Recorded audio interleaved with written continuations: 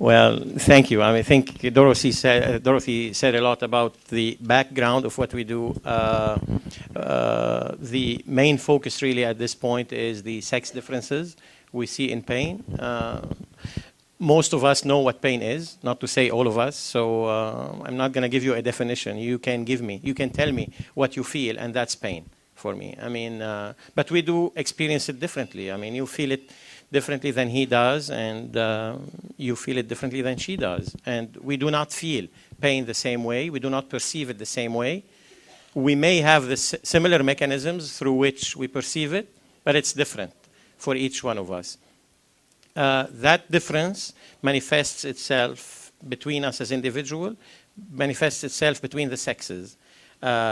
Women, as a gender, feel it differently than men do. We have data to support that.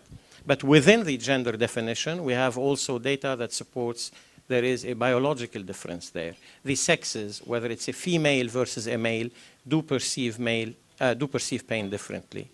This is one of the main topics that we're currently looking into. We're looking at the role of sex hormones, namely estrogen, testosterone, and progesterone in defining these biological differences. Another line of study that we're looking at is the role of early life pain or early life adverse events in the sort of complex disorders that manifest in the adult. Many of us have unexplained disorders. Some of these could be very painful, like fibromyalgia, or the pain experienced with what we call functional gastrointestinal disorders, like irritable bowel syndrome. These are pains that do not have an identifiable pathology, where we cannot put our hand on the cause of the pain, yet it is there.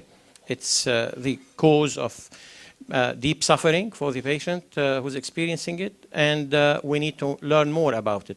We find that a small group of patients with irritable bowel syndrome have or tend to have some history of childhood pain, childhood abuse, trauma, physical or psychological, and we try to pursue that and study it to the best we can. A third area at which we're looking currently is the role of neuroinflammation in pain.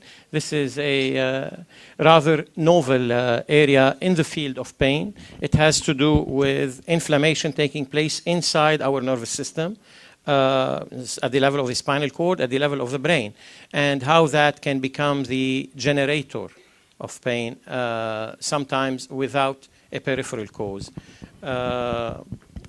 We try to look at all of these in the context of what we call visceral pain. Visceral pain is pain that comes from the internal organs, the viscera, our inside. Why do we do that? We find that to be the most debilitating and the most difficult to treat pain. If you break your arm and you feel pain from that accident, by the time it heals, the pain largely tends to go away.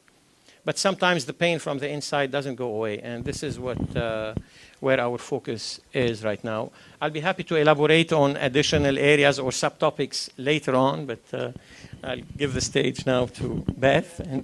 Thank you very much, everybody.